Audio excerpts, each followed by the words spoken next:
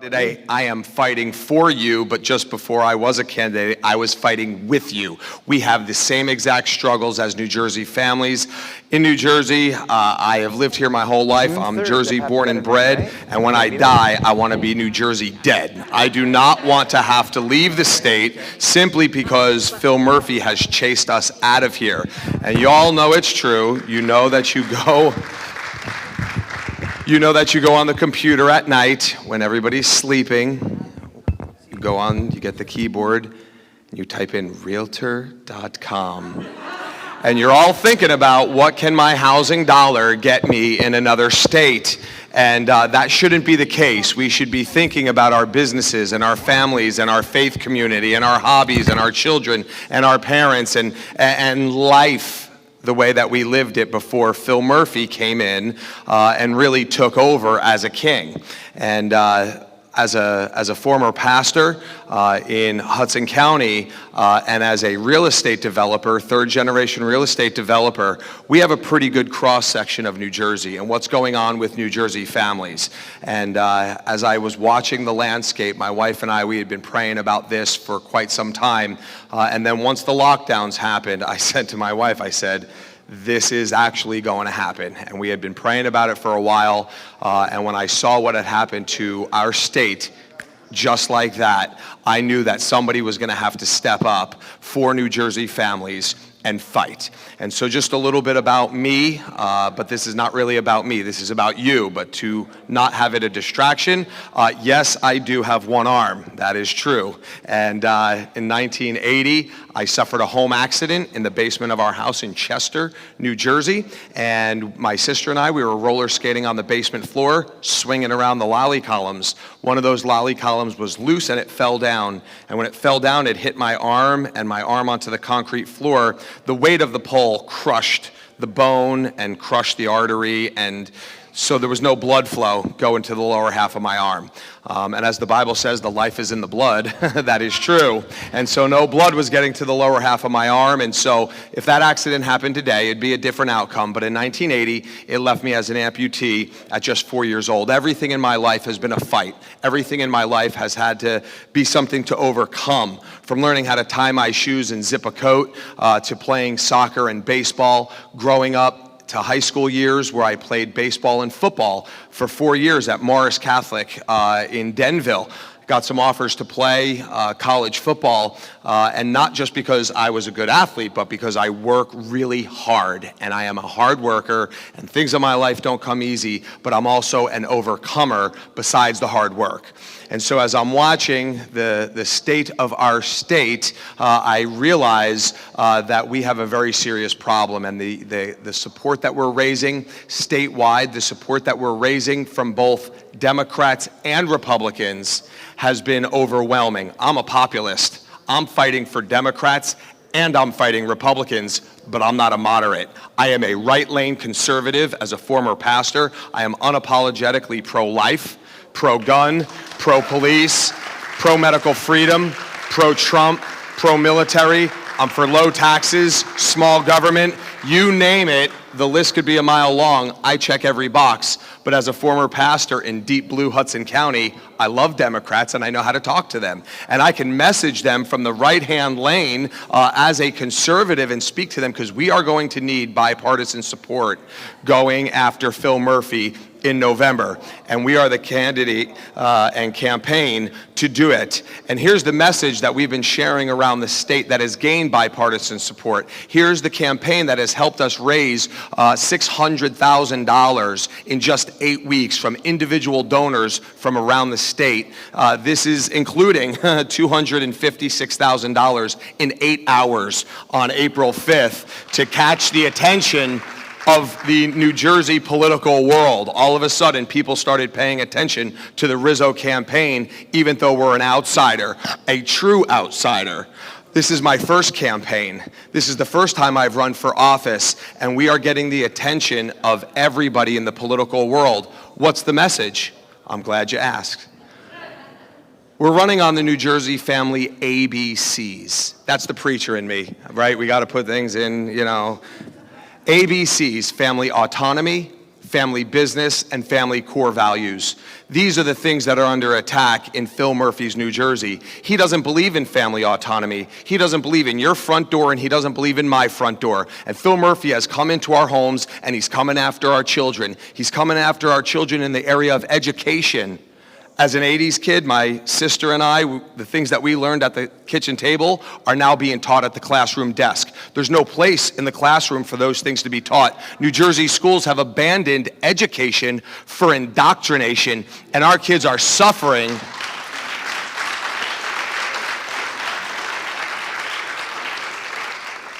Our kids are suffering in reading, writing, and arithmetic because Phil Murphy has decided that New Jersey families are just not woke enough to teach their kids about social issues in 2021. He's also coming after our family autonomy in the area of medical freedom.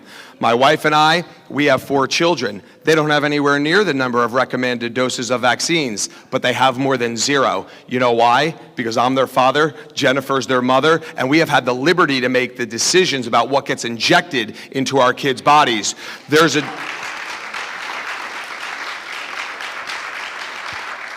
a generation coming up right behind us that is going to lose those liberties if Phil Murphy gets reelected. He's against family autonomy in the area of education, in the area of medical freedom, and also in the area of discipline.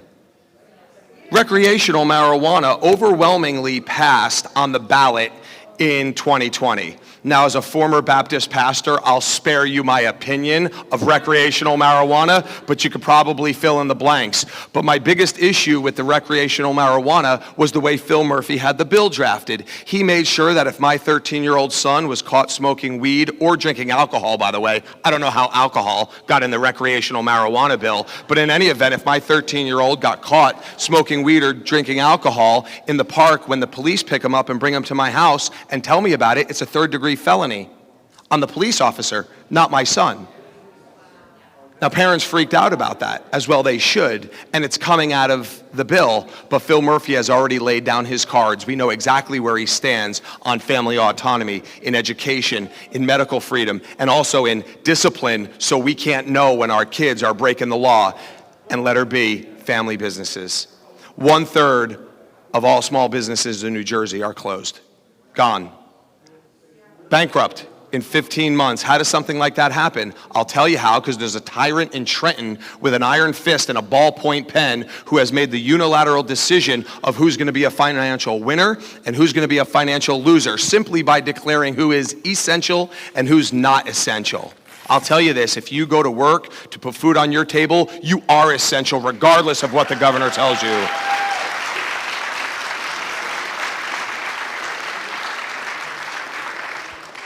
As I said, I'm a 3rd-generation real estate developer. Our business, residential, essential. We were, for the most part, unaffected.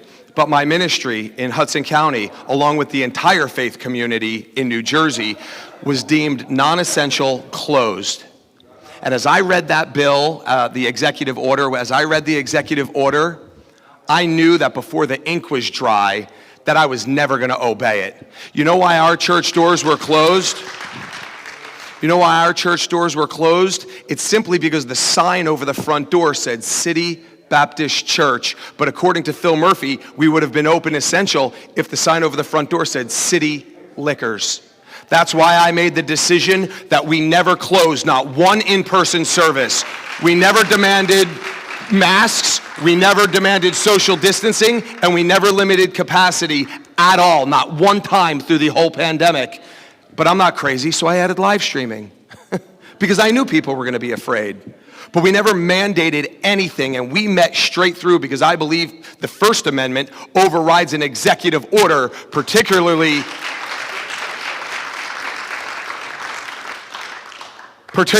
when it comes by the hands of a madman in Trenton. Phil Murphy does not represent our family autonomy, and he certainly doesn't represent our family businesses, and he certainly opposes our family core values. America has some core values, and they exist here in New Jersey as well, whether Phil Murphy likes it or not. Our founding fathers believed in these core values, and they put them in our founding documents. They say, we hold these truths to be self-evident. That means any 5-year-old can understand them. These truths are self-evident. They cannot be taken away from us because they've been given to us by God. And they are life, liberty, and the pursuit of happiness. And you know why? Do you know why they put life first? Because liberty and the pursuit of happiness are irrelevant if you're dead. Life is a core value, but not in Phil Murphy's world, it's not. That is why and listen, he doesn't believe in life. And I'm not just talking about the 8,000 plus he killed with bad COVID policy by sending them into senior health care facilities and veteran homes, but I'm also talking about the unborn. Phil Murphy's crown jewel piece of legislation that he cannot wait to sign, and the moment it hits his desk, he will. It's called the Reproductive Freedom Act. And basically it says this: if a woman decides to terminate her pregnancy for any reason, at any time, she can do so. As I said, my wife and I, we have 4 kids. We have 3 biological children. We've been through the birthing process. We know something about it. Jen knows more about it than I do, but I was there. Our 4th child is adopted from San Antonio, Texas. He was put up for adoption at 4 months old. I'm so glad his birth mom chose life. But when he was 4 months old, she said, I can't raise this little boy anymore. And I'm glad, because God used an adoption to round out the Rizzo family exactly the way he wanted it to be. But this bill says that a woman can terminate a pregnancy for any reason at any time. That's including after the woman's water breaks, she is pushing, and the baby's coming. If at that moment she says, I can't raise this baby alone, that baby's life will be taken, and each one of you is going to pay for it because it's a state-funded procedure. The bill goes on to say, regardless of domicile, it means she doesn't even need to live in New Jersey. She could live in Ohio or Oregon or Mexico or Italy or Russia. The way the bill is drafted, if there's a pregnant woman on planet Earth that does not want to deliver a baby, all she has to do is get to New Jersey, and you are all going to pay for it. That's an attack on our core values. Listen, you don't even have to be pro-life to be against something like that. We're a long way away from Bill Clinton's safe and rare. Phil Murphy is against our family autonomy, our family businesses, and our family core values. These are the issues that I'm running on, and with your help, you'll help me win the primary on June 8th, a week from Tuesday. And you will help me go on to defeat Phil Murphy November 2nd as we fight for the New Jersey families, New Jersey family ABCs. Thank you very much. Awesome, thank you. I want to ask you again to if you have a question, we're going to spend a few moments doing that, but would you please go to and stand behind one of the ladies, either to your right or left. That way they can't see your hand, so please go out in the aisle. Hold on one second, I have a question first. I've got a first question. Not about the Bible and pastoring and all that. So you say that you're for everyone, for Democrats and trying to get everyone on board. I think a lot of us believe in the brokenness in so many areas of New Jersey. It seems like a lot of people think that there's a different way to fix that brokenness. So with that diversity across the state, how do you bring people on board that believe there's a different way to fix the same problem? Well, when the problem exists, it exists for both Democrats and Republicans. Democrats have kids that have not been in school for 14 months consistently, and when they are in school, they're in masks. Their kids' anxiety and depression is skyrocketing, just like Republicans. That's not red or blue, that's New Jersey families. Democrats have small businesses, too, including, newsflash, restaurants, and their whole livelihood and industry is being crushed. That's not red or blue, that's New Jersey families. This is the message that I'm sharing statewide. We have Democrats with the primary coming up. We are doing like door to door, and we're knocking on doors, and people are hearing this message, and at the end they're like, man, I'm a registered Democrat. I can't even vote for you in a week and a half, but I wanted to hear it because you know what? I hope you get through the primary because I'm voting for you in November. Democrats love this message because they have the same problems. Listen, we all have the same goals in life.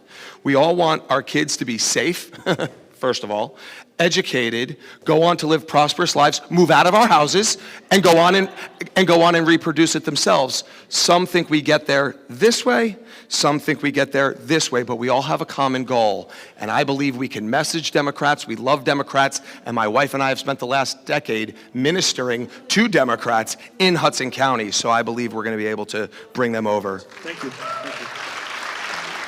I know there's some that have questions. Yeah.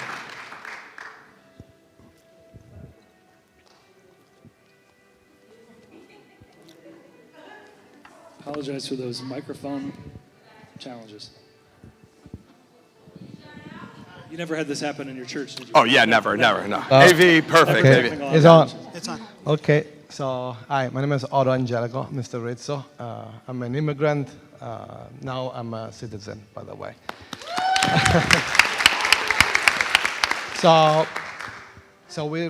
I like the subject you touched at the beginning about living in New Jersey or staying in New Jersey, because we just moved here and we established a new business. We almost went across the Delaware River, but somehow God kept us on this side. So now we're worried because every day I listen Republican radio, they talk every day, people flying to New Jersey every day. So I know most likely everybody's going to say, we're going to cut the taxes, everybody stay in New Jersey. But to us, it seems more like a mindset, like a culture shock. People, when they hear New Jersey, they say, we got to leave. They hear Florida, they hear any other state, Pennsylvania, they love Pennsylvania. So this kind of campaign that as a brainstorm, everybody of us that live.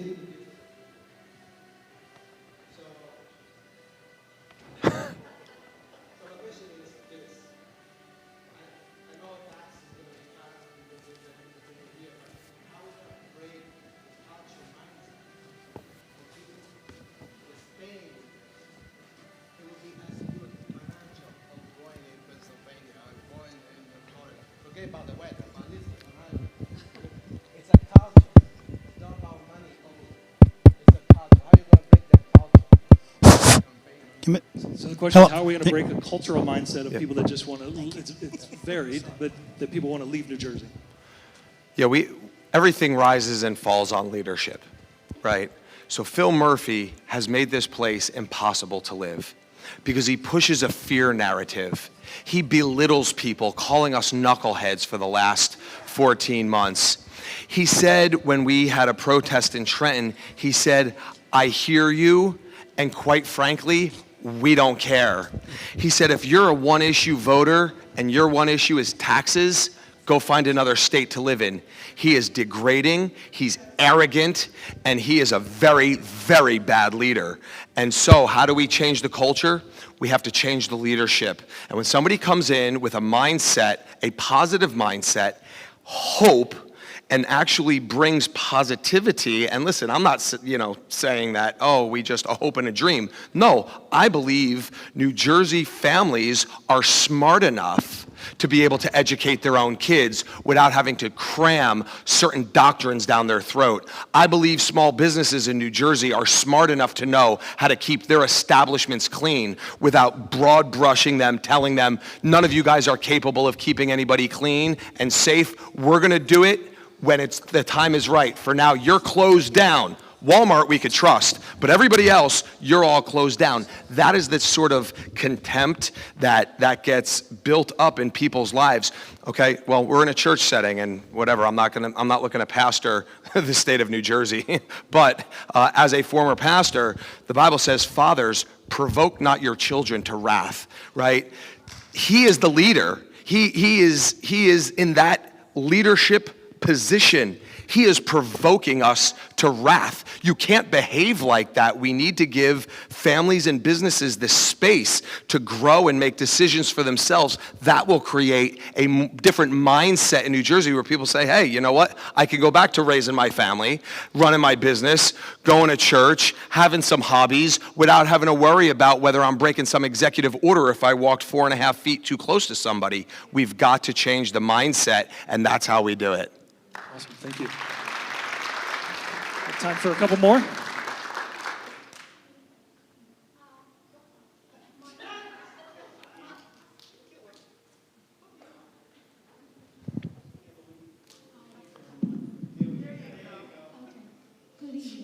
Good evening. Okay, this is a two-part question. Based on a Family Policy Alliance, the sexual orientation and gender identity diversity lessons have started in our high school. I have a teenager in high school, and it's a huge concern for me. Now they are, I don't believe that it's already been mandated, but it's out there. And they want to drop the age to teach this type of thing to starting at kindergarten. Right. Tell me how you're going to approach that. We have to put an end to that. Again, that is pushing an agenda, a progressive leftist agenda that we cannot have in our schools. And we are going to heavily lean on the teachers and the schools and the teachers union that this is coming out. And if they don't, we're going to give them a very small window to fix it. And if they don't, as governor, we will do whatever we need to get those things out of the classroom. And I'm not a big executive order guy. I am not a big executive order guy. I beat up Phil Murphy and Joe Biden for governing by executive order. But executive orders are a last kind of an emergency kind of situation when nothing else is going to work. We will use the weight of the office to get these things out of the classroom and get back to high academic standards. Every time we add this kind of nonsense to the classroom, something else is getting pushed out, like, I don't know, American history and civics and the things that have brought America 244 years to where it is now. And I'll tell you, if we don't get control of this and we let this curriculum keep rolling, sooner or later, they're going to outnumber us. And when they do, America was going to have been a nice experiment, because we're going to lose our country if they keep pushing this. We are in the fight of our lives, but we're going to take care of that, absolutely. Give another question here. Please go to the next one.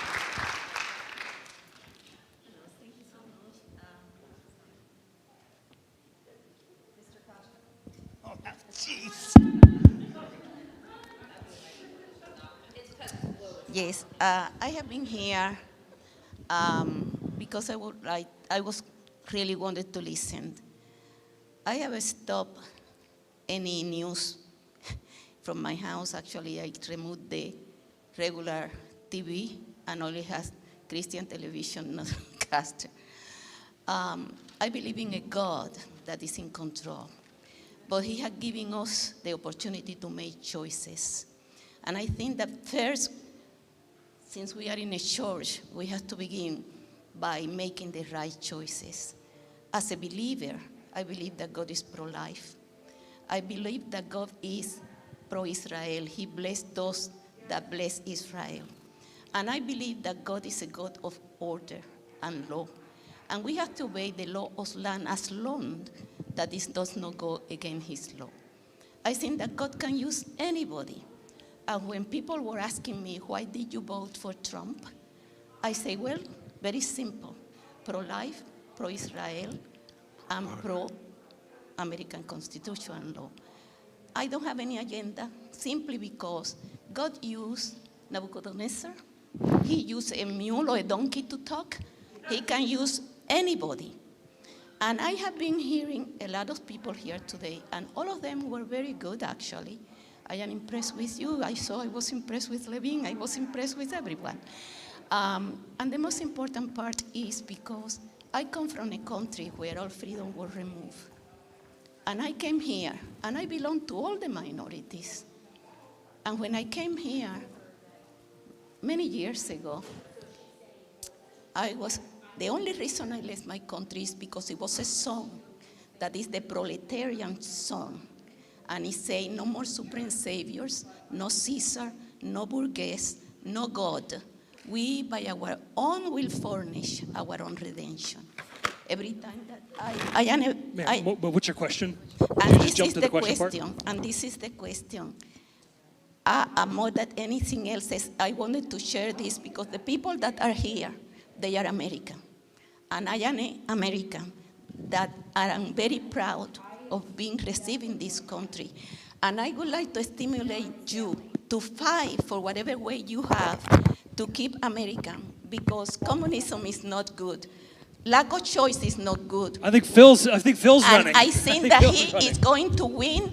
And please keep all of your promises. That's all I would like for you to do it, because we need somebody that has principles. And I will consider you for Lieutenant Governor, absolutely. We have time for maybe one more. And if nobody has it here in the audience, I'll ask it. Sure. Hi. First of all, I love you. Because the New Jersey government is so anti what we are, you kind of mentioned it a little bit, but when you have to work on things with them, how do you either work with them to get these things accomplished or overpower it? Like all these things that you believe, a lot of us believe, and that's what we need, and that's what we're frustrated about. And it's one thing to believe it, but then how do we make it happen? How do you work with when the government is so powerful? Sure. Well, there's a lot of things that the weight of the office of governor brings to it, and to the point of the curriculum. There's a lot of weight in the office. The New Jersey governor is the most powerful governor in America. It's because New Jersey has a bad constitution, okay? The legislator has given the governor that much power. We shouldn't have that much power. We're seeing what happens when Phil Murphy gets control of it. That should never, ever, ever be. So the New Jersey governor has a lot of power. And so one of the things that is very powerful is what they call the line item veto. Line item veto is a budgetary practice.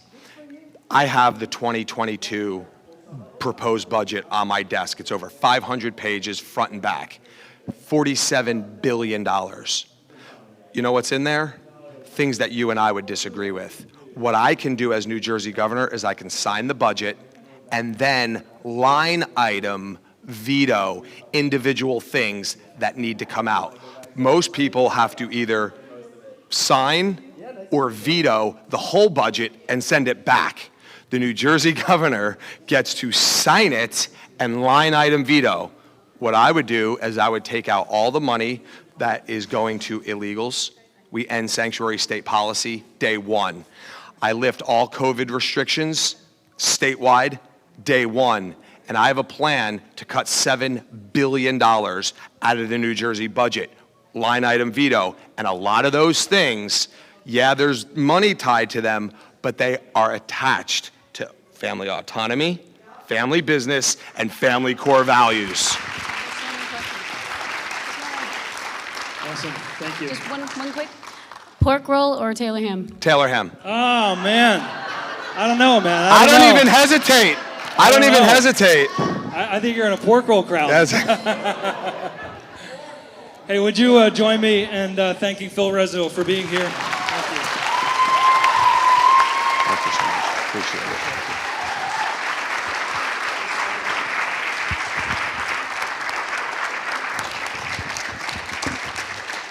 And again, I want to thank all the candidates that were here. Really, we need to do this more, just so that we Appreciate can it. Thank you hear, so again, much. not from a piece of paper, not from a Nice meeting website, you. Thank but from you. their mouth, How and you be able to ask them Thanks for being questions. here. Thank you for being here. If you're a person who prays, this is certainly an essential election plenty of time. in our state to be praying and asking for God's wisdom and God's help. God bless you. Look forward to seeing you again real soon. Yes, how are you? Yeah. You were so close during that. Because we were going to come to your church. Yeah, I'm on a leave.